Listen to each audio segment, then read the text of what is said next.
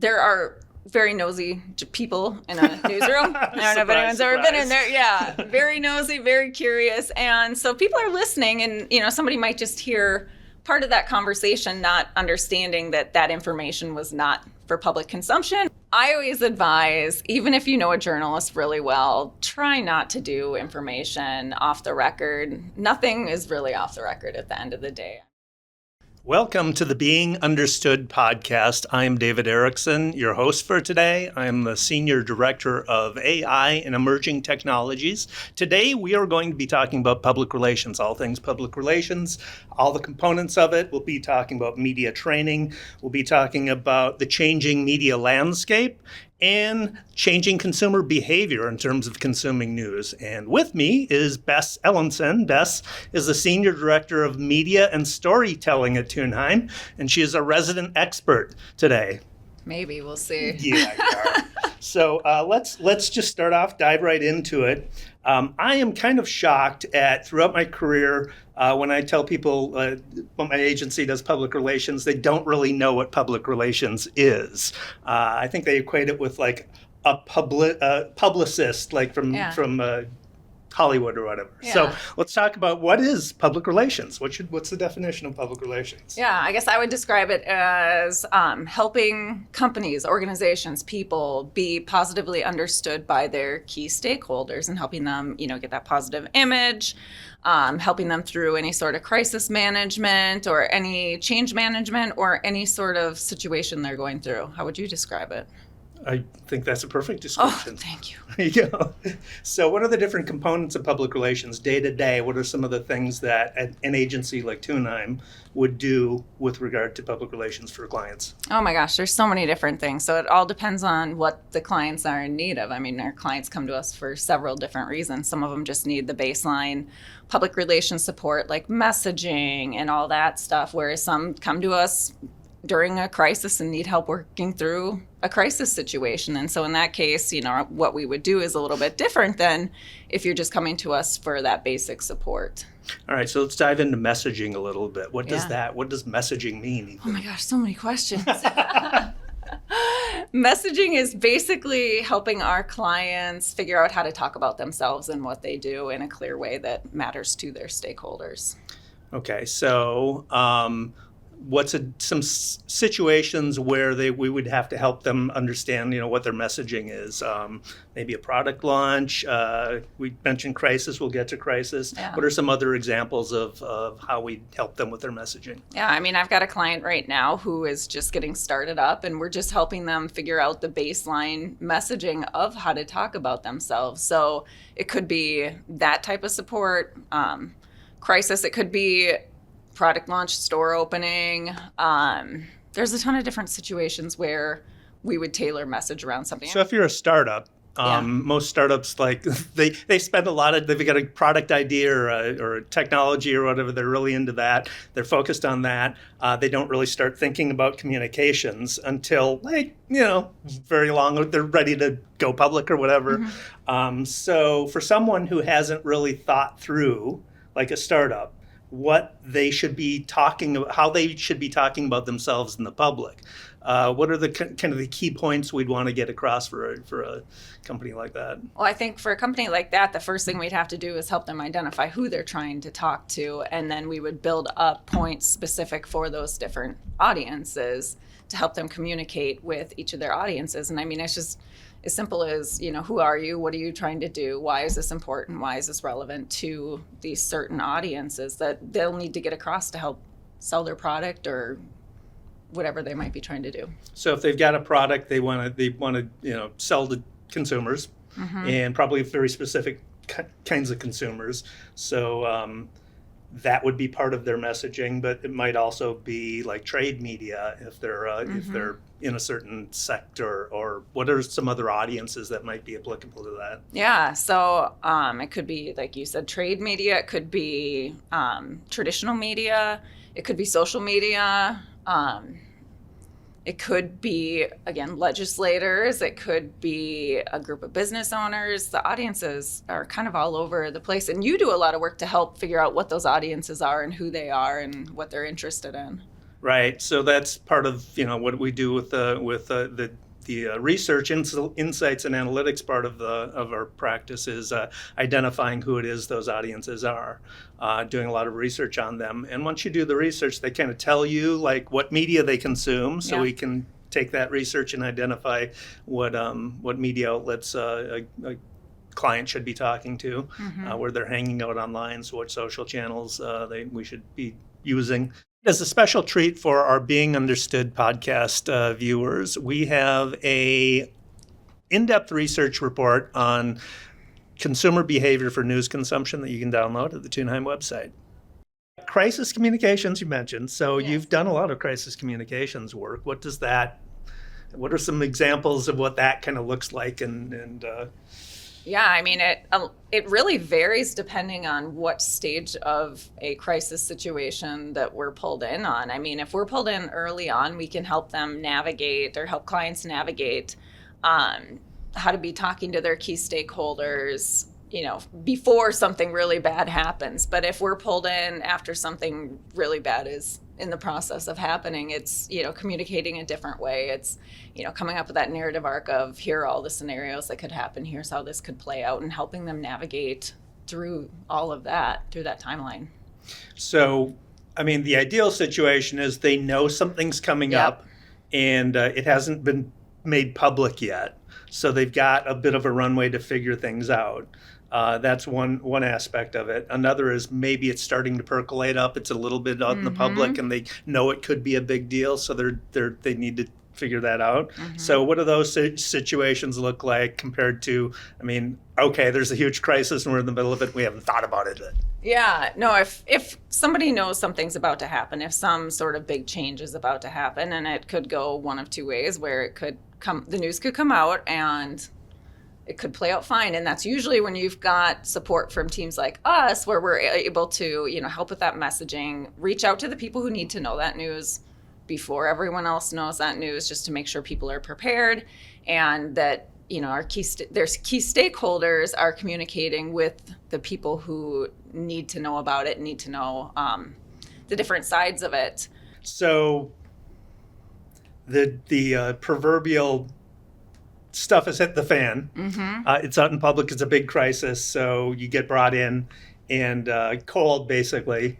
How do you advise a client, or what are the steps of resolving that? Yes, I think the first step in that is helping them navigate whether it's actually a crisis or if it's just a bad day. If it's just a bad day, we can help them navigate that a little easier, because that's, then there's time to help them with messaging and get in touch with those key stakeholders that I keep talking about and navigate things that way. But if it is something where it is a full-blown crisis, I think the first thing we, usually try to do is just help calm our clients down and, figure out what exactly is going on, who we need to be in touch with, who we need to be communicating with, and look at all the possible scenarios that could play out and help them navigate through, or think through, here's what could happen, here's how we should handle it, or here's another situation that could happen, here's how we should handle it if it goes this direction, and just help them plan for what is possibly ahead.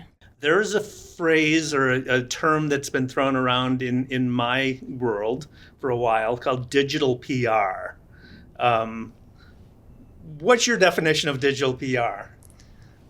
I mean, I would say it's similar as regular PR, but through digital channels. How would you describe it? I totally agree with that. I think another aspect of it that people don't think about is, so I did a podcast for many, many years. I got pitched all the time to have people as guests on the podcast. So that's part of it is finding outlets that aren't traditional media and getting your subject matter experts or your clients cited or a subject of those media.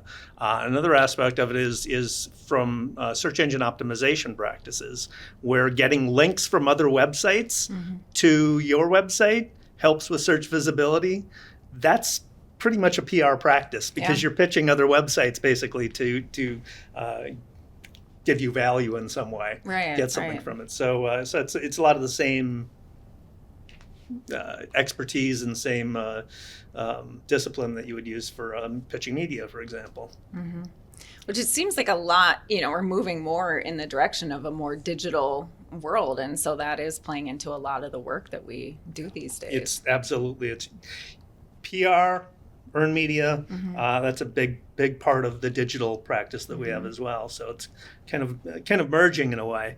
Let's talk about media training, because you do a lot of media training. Yes. And so what is media training? What are the different components of media training? How do we take clients through media training? What's media training? What's the whole thing? Yeah.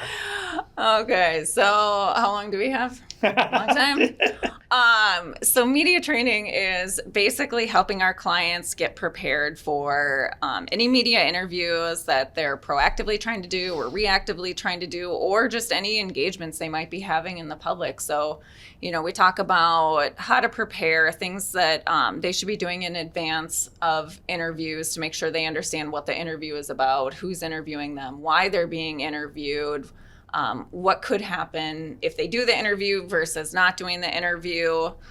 We go over the significance of key messages, which are, the 3 to 5 things that you will sit and reiterate during any interview to really drive the points home that you're trying to make. And they're there also to help keep you on track so you don't go off on tangents or say anything that you maybe shouldn't say that could lead to more questions down the road.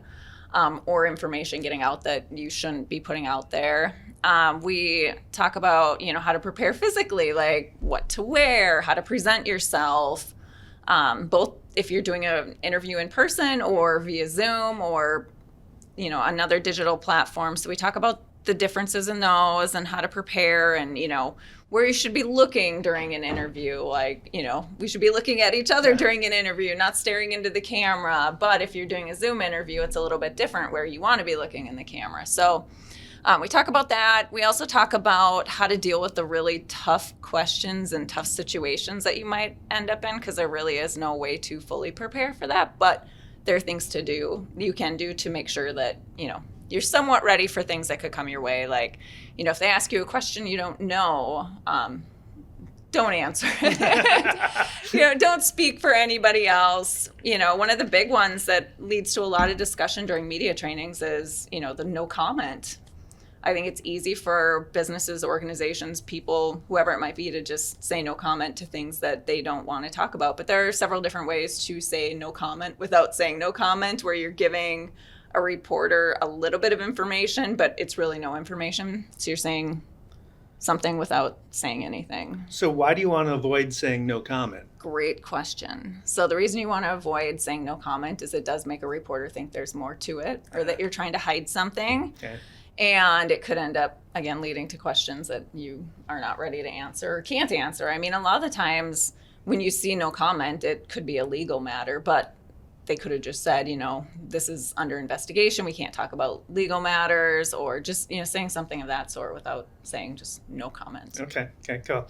I've always been confused about, so when, see in movies and stuff that somebody says off the record or deep background, what are the definitions of those terms, and why is it important to know what those mean? Yeah, so that is a great question, and that is another tricky one. So I always advise, even if you know a journalist really well, try not to do information off the record. Nothing is really off the record at the end of the day. I mean, one of the things I bring up during media trainings is all the times I've sat in a newsroom, sat next to a reporter, and they come back excited about the story they just did and are telling, the producer or executive producer or somebody about the information they got. And, sometimes it's stuff that is off the record that they heard and that they're relaying. But there are very nosy people in a newsroom. I don't know if anyone's ever been in there. Yeah, very nosy, very curious. And so people are listening, and, somebody might just hear part of that conversation, not understanding that information was not for public consumption or supposed to be out there, and then it accidentally gets into a web script, or the reporter who the story might be handed off to may have heard that, and it somehow gets in the story. So I mean, unless you have a really, really, really trusted relationship with someone, or if it's information that shouldn't be out there, but it's not going to be the end of the world if it gets out there, try not to say information off the record.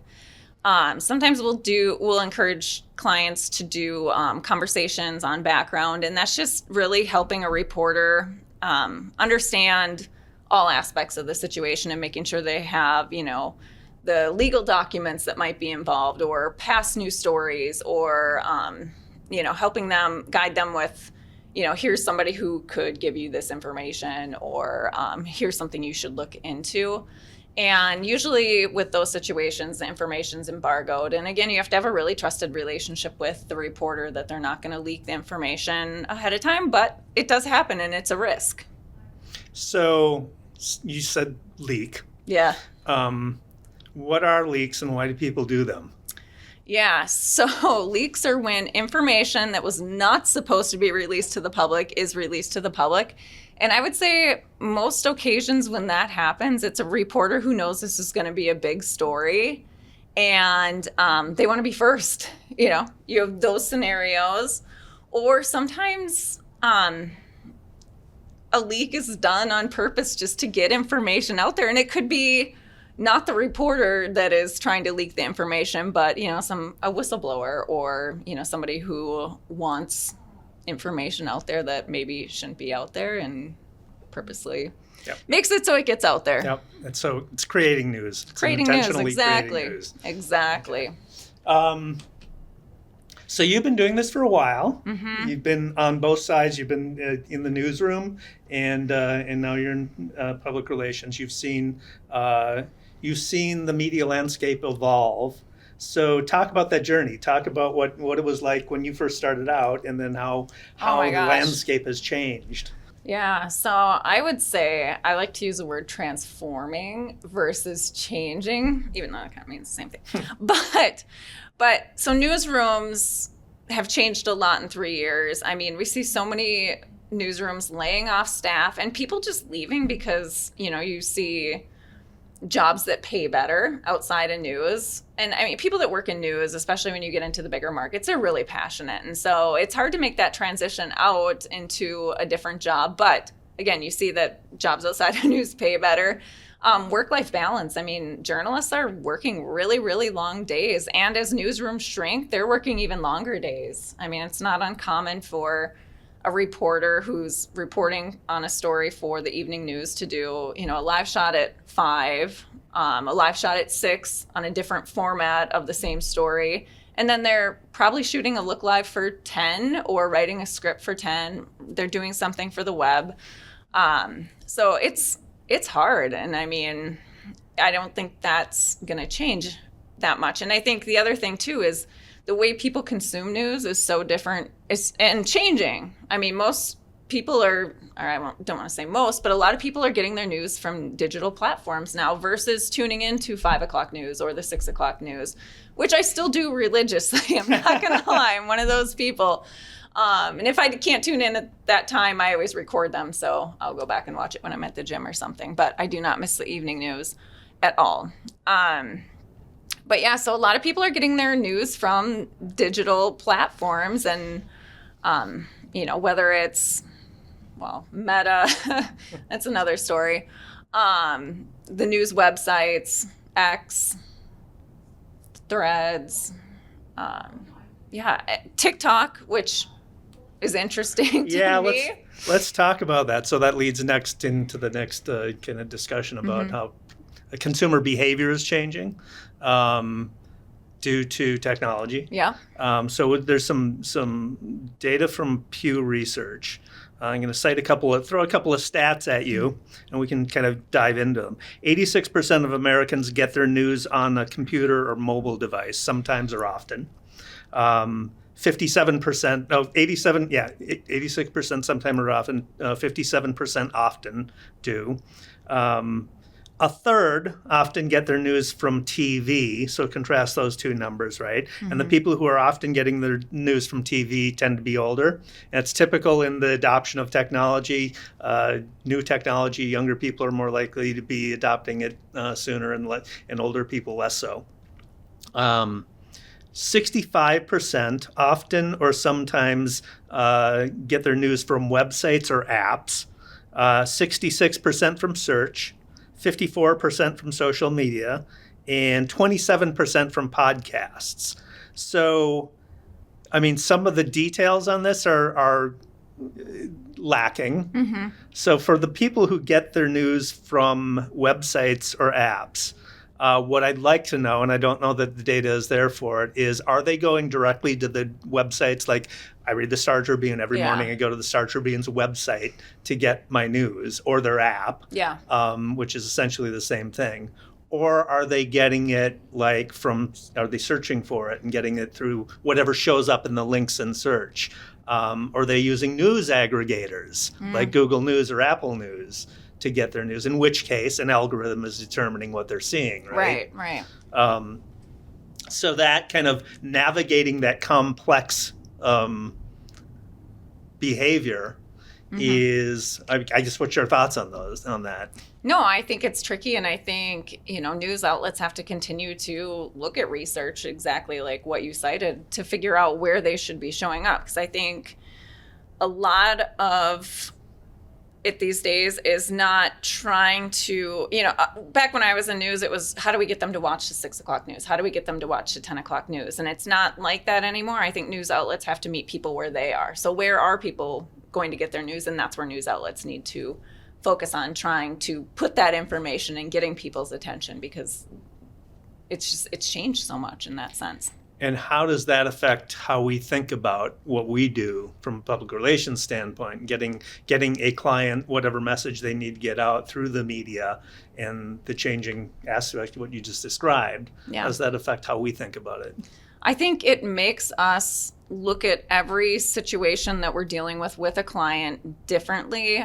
There's no one-size-fits-all approach anymore. You can't just send out a press release to all the media outlets and expect coverage. I mean, you might send a press release to one type of outlet, but then a different type of outlet you just pitch to. Or, if you have a personal relationship with a reporter, you're going to pick up the phone and call them and pitch this story. So I think it makes us have to put a lot more thought and strategy into how we are reaching the media. The social media, 54% get their news from social media, which is algorithmically driven. So different people are going to see different types of news because of their behavior on the platform has told the algorithm what they want. So that's a complexity we really have no control over, except doing the research and understanding who that audience is, so where they're likely to show up. But also, the nature of social media is scrolling. And so you're thumbing through a feed of a bunch of stuff and not likely to click on most of it. But as they're scrolling past, people are just reading headlines. So they're not even reading the actual news of the day. They're getting whatever they get from the headline. So what are the implications of that? The headlines can be misleading. Yep. I mean, that's another big thing is news outlets are paying attention to what gets clicked on. And if something's not getting clicked on, they might go in and change the headline to try to get people to actually click on it. Yeah. And this is kind of where the PR and the digital aspect kind of intersect, because of this dynamic. We will, get our clients cited news articles, and there will be an article about it, but the headline isn't really telling the story. And so we can take that article and throw some advertising dollars at it and craft the headline that is more accurate for the audience that we're trying to reach, and directly target it to the audience we're trying to reach. Yep. So the two play hand in hand with trying to get, the message across for a client. The other part of this, which is a fascinating new thing, is, you've heard of social media influencers. Yes. So that's actually a earned media kind of a tactic that we have used, engaging with social media influencers. But now there are news influencers, social media influencers who are gaining a following by reading the news and basically telling people about stories and what expertise do they have? That's the thing is it's getting trickier to know what news is legit and what isn't. And so, my thing is obviously you've got a lot of credible news sources out there, and those are where I always recommend getting your news. But a lot of these influencers, citizen journalists, Some of them are putting out really good information that's factual. And so I think a lot of it comes down to make sure you know what the person's agenda is and their background. And are they, talking about both sides of the story? Or are they just talking about one side? Yeah. Only 27% of Americans get their news from podcasts. I am one of them. I listen to a lot of podcasts, but it's professional, stuff. So it's AI and digital marketing and so forth, which, the people who I listen to are experts in their fields. That's why I listen to them. But that is another aspect of where earned media, public relations, and digital converge, as we do a lot of expert positioning. So talk about how that looks and with regard to something like a podcast or YouTube or. Yeah, I think with podcasts, it's a little different because people have their podcasts that they listen to. And I mean, I'm a news junkie and I don't typically go to podcasts to get my news because I listen to podcasts when I'm working out or doing something. And a lot of the times by the time I'm going to go listen to a podcast and if there's news on it, that news is outdated and I've seen it elsewhere. But I think if you're talking about the research that you listen to and all that related to AI, and it's not something where, it's stuff that you would see on the 6 o'clock news, podcasts are great for that because it's more evergreen versus timely. Yeah. I kind of think of them more like trade publications. Yeah, exactly. Yeah. This last thing is new, and I want to bring it up because you kind of had a wow reaction to it. And I haven't really thought about it a lot, so we'll kind of be stumbling through it ourselves, I think. Perfect. But I recently used Google Gemini, their AI bot, to do some research for a client and asked it to research what news outlets were saying about a given topic. And the response it gave me was, these websites are inaccessible to me. And so okay, why is that?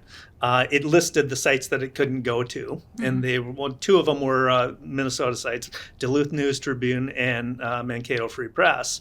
So I went to those websites, and there's a technology I know from my SEO experience called robots text. And if you go to a website like duluthnewstribune.com/robots.txt, you can actually see the contents of that file. What that file does is tell search engines or bots that crawl websites like search engines to not crawl my website.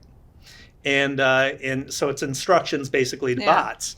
And these sites all had exclusions for ChatGPT, for Gemini, for all of the AI bots. And I was okay. That's interesting. So I went to those.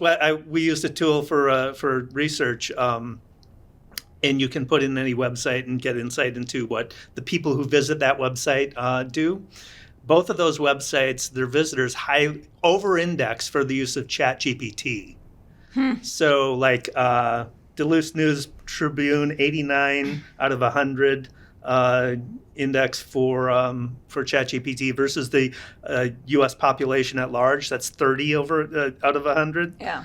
Mankato Free Press, 95 versus 30. So their users are using ChatGPT, yet they're excluding their content from ChatGPT. I kind of our colleague Pat Nyland and I did a whole podcast series on discoverability and the problem of AI and discoverability. This seems like a particular thing for news. So what are your top line thoughts, or what made you say, wow? It was just interesting. It was something I hadn't heard before. And, some of the stuff you get into is way, way over my head. And I don't know what it means. But no, I think it's interesting. As somebody who uses Gemini for research, now it's making me wonder, okay, what am I not getting when I'm researching things? Right. And I guess for the news sites, my question is, okay, I think I understand why you don't want to do that. But are you not getting your futures, consumers if you're excluding it from ChatGPT? Big open question. I don't know the answer to it. No, I think that's a great point, especially as more people start using, ChatGPT, Gemini, all these sites for doing their research. And I mean, I don't know if everyone is going to think, I should go to this newspaper or, versus trying to, I don't know. It's a big, I don't know. At this point, it is. Yeah. So maybe tune in later. We'll find out the answer. Yeah. Yeah. Well, Bess, thank you so Yes. much for giving us your expertise, Anytime. your insights, and tune in for the next Being Understood podcast.